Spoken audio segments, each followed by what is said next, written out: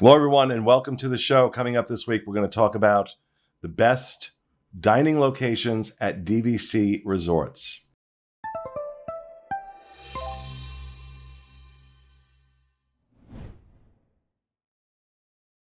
Hello, everyone, and welcome. Coming to you from the Bob Varley Studio in Orlando, Florida. I'm your host, Pete Werner, joined in the studio this week by my good friends, realtor and co-owner of movingtoorlando.com, Mr. Sean Falk. Hi. Our producer, Mr. Corey Fiascanaro. Welcome home. Joining us remotely, let's see, our senior editor of DVCFan.com, Mr. Paul Krieger. Hey, everybody. Sorry, we having a little joke before this, and I'm cracking myself up at the moment. Also joining us from World of DVC, the DVC rental store brand ambassador, Kerri McPherson. Hi, everybody. Thanks for having me. And the marketing and sales director for DVC Resale Market, Marissa Valentin. Hello, hello. I'm not going to use your other name, Marissa. So welcome, folks. Welcome to the show. We're doing something a little different this week. So if it seems a little odd that this show is appearing as well on our Disney Dining channel, that's because we thought we'd put this show up in two places since we're talking about dining and we're very limited in the number of restaurants we can review at the moment on the Dining channel. So this is going up on both the Disney Dining channel and our Disney Vacation Club channel. So just wanted to clear that up for folks. Like, why is this show here? Why is this show there? I know how you get. Before we get started, just a couple things. Number one, help us out. Help us out. Hit that subscribe button, regardless of which channel you're on. Hit that subscribe button. Also, hit that thumbs up. Really helps us out with YouTube. They use that information to get gauge engagement. Gauge engagement, is that really a way to say that? Gauge engagement and recommend us to other folks, helping them find our channel and subscribe and like and find other folks. It's the great circle of life on YouTube. Also, as we say all the time, if you like our content, you enjoy our shows, our vlogs, our blogs, our Facebook group, our discussion forums on disboards.com, one of the ways we pay for that is through our fantastic sponsor. And in this case, that is World of DVC, which consists of DVC Resale Market, where you can buy a fantastic resale contract. They have tremendous website and mobile app that allows you to search and get notified. It's fantastic. It's fantastic. DVCResaleMarket.com. DVCRentalStore.com is where you can rent DVC points, or if you're a DVC member looking to rent out your points, great location right there for that. Also, renting points, I say it all the time, is a great way if you're thinking about DVC to try before you buy. Actually rent points and go stay at a DVC resort and get the experience of being a DVC, what a DVC member experiences. And I'll tell you something. You do that, you're going to be in the club just like I was. And then, of course, MoneraFinancial.com, which is where you can finance your all or part of your DVC contract. DVC resale contract. Doesn't work on direct, just on resale. So there you go. Those are our sponsors. Please show them love and support, and show us love and support with that like button and that subscribe button. And now I'll shut up. So, all right, we want to talk about the best dining locations at DVC Resorts. Yep. And who do I want to start with? Marissa Hardigay, Peloton bike. We're going to start with you. Okay. I think a lot of what goes into what I love about different places to dine at Disney is not just the food, but also the experience.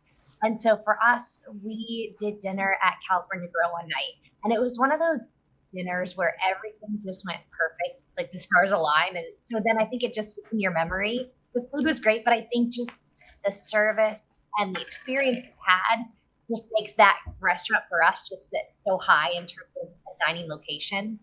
It was one of the first like expensive restaurants that we brought our son to, and he was 2 at the time. And I remember we ordered appetizers. I had the salads. Everything was delicious. But funny enough, one of the things that sticks out the most for me in that scenario was the mac and cheese for the kids' meal was $11. Now, my 2-year-old son, who might have one bite of that, it was one of those things where we go, do we even order him food? What are we going to do? So we went ahead and ordered him the mac and cheese. He was just old enough to start sitting through dinner. I just remember he sat like a 15-year-old boy and ate all of his mac and cheese. And so it was just one of those moments, like proud mom moments, where I go, oh, he got through dinner and he enjoyed it. And he's like this little grown 2-year-old eating his mac and cheese. So it was just one of those perfect magical experiences. We got to see the fireworks. The food was fantastic. And then it was during Christmas time. Again, a few years ago before COVID, but I remember coming back down as we finished dining, and all the carolers were standing in the lobby of Bailey Tower singing Christmas carols. So it just kind of put that huge bow. I don't know if we'll ever be able to repeat that exact experience, but for us, it just puts that restaurant so high on our list. All right. Fiasco, coming over to you. So I have 3 restaurants in mind that I would consider my absolute favorite. Now, when I want to say what I think contests the best restaurant out of all these, there's a few things I'm taking into consideration. The price for what you're getting is definitely one of them. How consistently good the food and service is another one. So while something like Jico was probably the best standalone dinner I've ever had at Walt Disney World, it fails in the category of consistency, because I've also had some pretty meh dinners there as well. But one restaurant that I've been to over 50 times, literally have never had a bad meal. This is all within the past 3 years. And every time I have guests stay with me, they always leave saying that was my favorite meal that we've had, whether it be breakfast, lunch, or dinner. They always say that was their favorite, regardless of where else. Are you going to tell us what the restaurant is? Okay, so now that that's been built up, I think the best restaurant in any DVC resort is The Wave. I've eaten there so many times. So the honorable mention that I'm going to mention in a future show is Topolino's. The only reason why I wouldn't say that Topolino's beats out The Wave yet is it is still new. We really have not even had a year of dining at Topolino's, yet alone dining there under like ideal circumstances. The resort was open for like 3 months before it closed. And then, we've been in the modified period since. So not enough time to really dig in and say, yeah, Topolino's is the best. But it is a contender, and I think it has the potential, if it can hold the consistency it had in those opening months, to be what I would consider the best restaurant. But for right now, The Wave, like I said, I've eaten there over 50 times easily, and breakfast, lunch, dinner is always slam dunk out of the park. Never a bad experience. And with certain restaurants, it's even like, I've had iffy experiences there, but the waitstaff, the service made up for it. They took the ball into the court and they fixed everything and made everything better. I don't even have anything to say about that with The Wave, because literally every time is just perfection for me. Okay, wow, that was a show unto itself. Sorry, honey. Paul, what about you? So I took a little bit of a different angle here, and I thought about what resort overall has the best dining that I've experienced. And first off, if we just say singular restaurant, it's got to be Victoria and Albert. And I've stated this on previous shows.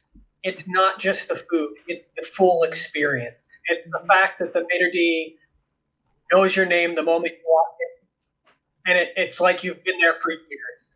And the service is amazing. All of the cast members working there is amazing.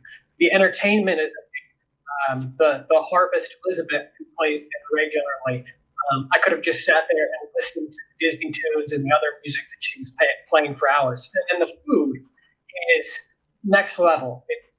It's something that I believe is an experience that everyone needs to save up and try at least once if you're a Disney Vacation Club member. But an honorable mention that I'm going to throw out there is located just across the hall from Victoria and Albert's, and that's Enchanted Rose. Enchanted Rose, Amy and I tried for the first time last year. We stopped in for some drinks, but had a wonderful experience. It's a little pricey for what you're going to get. $25 for an old-fashioned is kind of a pricey old-fashioned, and you can't get over that no matter how good the drink is. But the food that they are doing there as well is amazing. Truffle fries, must do. We went back recently, didn't have a dining reservation one night, and went in, had basically their entire food menu, along with a couple other drinks, and that is a lounge where you need to go and try the food because it was amazing. All right, let's go over to Sean. So for me, I had I went through several rounds of this. I think consistency and uniqueness and experience wise, I think I'd give it to Boma.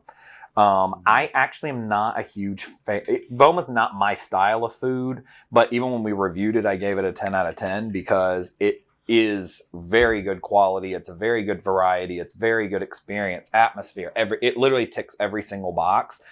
But if it's just not your kind of food, it's not your kind of food. So that's that. But if you want a cool, unique experience, go to Boma.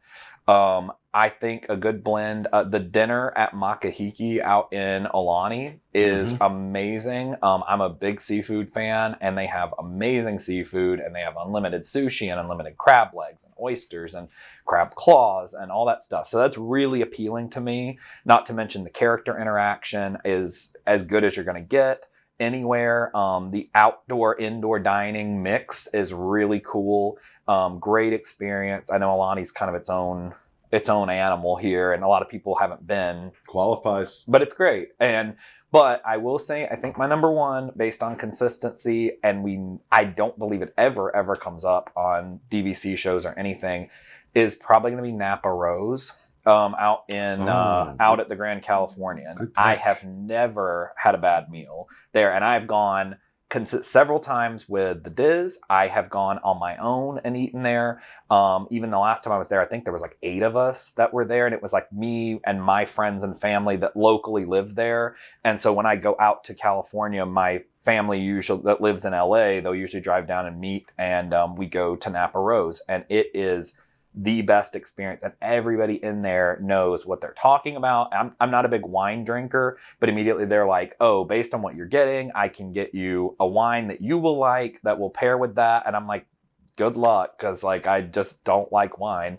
And every time they shock me, they find something that I'll like that goes really well with the meal that I have, and they have some very odd, unique menu items, and it changes so constantly, but it's always good no matter which one you go to. The best meal I've ever had was there once, and I got this like it was like a strawberry rubbed salmon, which I was like, that is so bizarre to me, and they're like, no, you have to try it. So I got it, and I was like, this is the best dish I've ever had anywhere at Disney before. So Napa Rose, if Disneyland ever reopens, like you can go to Napa Rose because it is so good, and Disneyland's food is so good by comparison to Disney World. Yeah, I agree.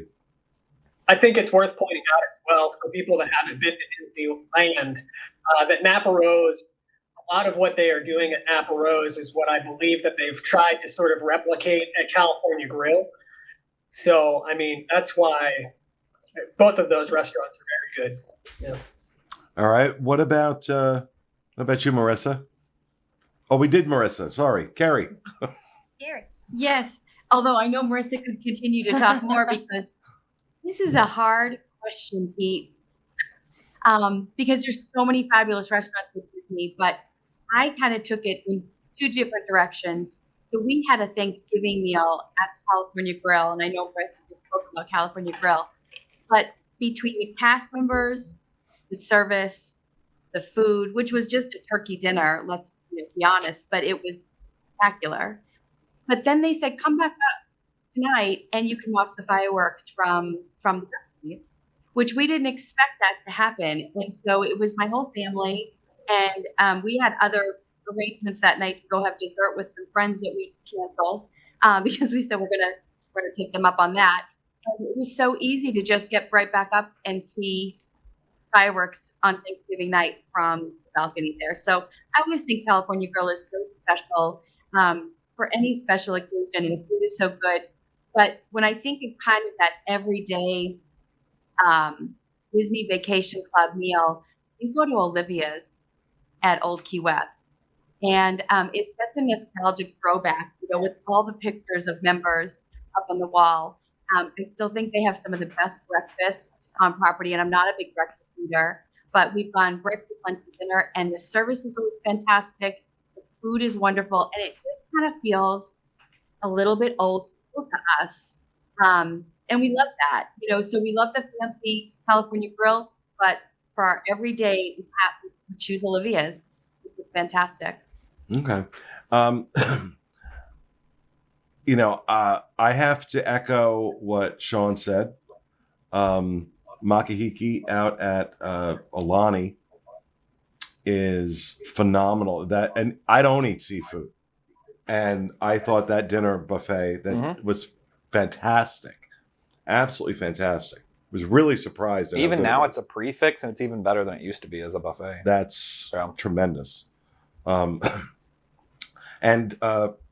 Napa Rose, I hadn't even thought of that. I can't believe I didn't think of that, because that is absolutely one of my favorite restaurants anywhere. And I have to echo Fiasco on the Wave. Everybody knows I'm a huge fan of the Wave for a number of reasons. The food is superb. Whether you're going for breakfast and you want a quick buffet, well, not now, but in normal times, quick buffet, they've got it. You want a really fun, inventive a la carte menu for breakfast, they've got it. Fantastic at lunch, and then dinner. Bacon and eggs, folks. Bacon and eggs. There should be a Nobel Prize given out to whoever came up with the bacon and eggs appetizer. And again, I'm not going to go off on it because you guys have already heard it a million times from me. But the fact that that restaurant at the Contemporary, ground floor of the Contemporary, is a short walk over to the Magic Kingdom. So if you want to take a break and just kind of get out of the Magic Kingdom for a little while, it's a short walk right over to that restaurant. It is, right now, my favorite restaurant at Walt Disney World.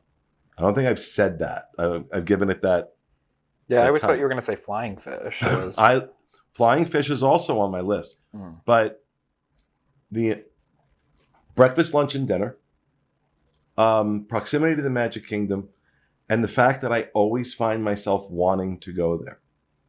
I always find myself, oh, hey, let's head over to the Wave. Let's head over to the Wave. Let's head over to the Wave. Yeah, it's not even a signature restaurant. And it's not a signature restaurant. Feels like it. And depending on the meal. Yep. Depending on the meal, absolutely. Flying Fish is absolutely another one. I don't think Flying Fish gets anything close to the kind of love that it deserves over at the Boardwalk. That is a signature restaurant. And it's just phenomenally inventive menu that changes like every couple of weeks. They're depending on what's fresh, depending on what's in season. So they're always coming. There's always, they have their staples. Their pork belly. Yeah. Incredible. So it's a staple, right, on the menu. But then depending on what the chef can get his hands on, Chef Tim Majoris, what he can get his hands on, he's like, okay, let's do this. Let's do this week. It's been fantastic. Because, to Paul's point about Victoria and Alvarez, there is a real line between a wonderful dinner and a culinary experience. There is a real line between a wonderful chef and a chef who's an artist. Both are wonderful, but they're very different experiences. So when you talk about Victoria & Albert's, Albert's is a culinary experience, right? This is a dinner you got to remember 20 years from now. I've only eaten there once, only because I will not, with this fat neck, I'm not putting on a tie. Feels like I've got a noose around my neck. But I don't like dressing up like that for dinner, not even on cruises or anything. I just don't. But I did eat there many years ago. It was, in fact, 21 years ago that I ate there. And I remember that meal like it was yesterday. That's a culinary experience. That's a culinary experience. Then there are places like the Wave or Flying Fish. Flying Fish kind of straddles that line between culinary experience and just great food. But then, there are experiences like that where I go all the time. I love it. It's a staple. I also want to make sure that some love is given to Boma over at Animal Kingdom Lodge. I think it is the best buffet meal you will find on property. And even if some of the food there is not to your liking, the variety of it, there's so much there there's something for everybody. So you've got the traditional, sausage and bacon and scrambled eggs and toast and pastries and things like that. And then you have Babodi, which, again, Nobel Prize for Babodi. That's just incredible. I'm probably mispronouncing it, so forgive me. But, and then, I think we should give some love to counter service. DVC Resorts, 2 DVC Resorts in particular with great counter service. Again, Animal Kingdom Lodge, the Mara, fantastic. And Polynesian, Captain Hook's. Oh, yeah. Captain Cook's. Captain Cook's, sorry. The coconut curry meatballs, Nobel Prize. But even, oh my God, upstairs, not Ohana. Kona Cafe. Kona Cafe. Now, Kona's on one of those restaurants that comes and goes. But the last time I was there, which was, before the apocalypse, I've been there quite a few times. It was phenomenal. So again, whether you're out in Disneyland, whether you're out in Aulani, whether you're here in Walt Disney World, the options, there are so many. I mean, I could literally sit here and go on for an hour. I think it's worth noting as well that in the world we currently live in, a lot of people still are unsure about going indoors to a restaurant. And I think Disney Vacation Club resorts are doing a wonderful job in offering to-go opportunities at a lot of the places we've mentioned. I believe Kona Cafe, the Wave, all of those are offering basically opportunities where you can place some mobile orders, so to say, for the food from those resorts. And normally in the past, I've done like takeout at a restaurant and been very leery of what I'm going to receive, because a lot of places have not done good with just the idea of take the dish, put it in a box, and it should be okay. They do something where they take a hammer to it and it turns into a completely crazy different dish that you don't want to eat. But the world we live in has elevated, I think, the expectations for those takeout meals. And so you can still get a lot of this great dining and go back to your villa and enjoy it there. I had a question specifically for Marissa. I think that because obviously the majority of us that are on these shows don't have kids. I think there is a good conversation there, or a good question as somebody who has a kid and wants to go to nicer places, as you had mentioned, like what's kind of a good option there? Because I'm sure there's this thing where like, oh, I want to go to nice places, but I don't want my kid to be disruptive either if they're younger or whatever? Is there kind of like a cool compromise in there? So I mean, Disney in general does such a good job about this. There's so many places in Orlando where we'll go out and we'll feel very timid when we bring our son because we'd like to bring him with us. We'd prefer to have him along. And so we take him to really fine dining. And there are places, I think, all around the city where it's very awkward. People look at you. Disney does a really good job. And honestly, that's probably why we do so much fine dining at Disney or Disney Springs, just because their staff, their team, and even the guests around you, when you're walking in with a 3-year-old, they're not glaring at like, who's that couple who brought their kid here? So I think they do a really good job. I think some of the things to prepare for being a parent in those scenarios is prepare for not bringing your stroller in or having maybe some little snacks in case it takes a little bit longer for food to come out. But for the most part, we haven't had one fine dining experience where we felt out of place or where our son didn't have really a great dining experience. That's one of the great things about Disney World, isn't it? Or about Disney, Disney parks in general, Disney restaurants in general. There are family experiences anywhere, maybe not Victoria and Albert's. Maybe that's where you got to draw the line. But anywhere else, I mean, it really is. That is one of the great things about Disney, among many.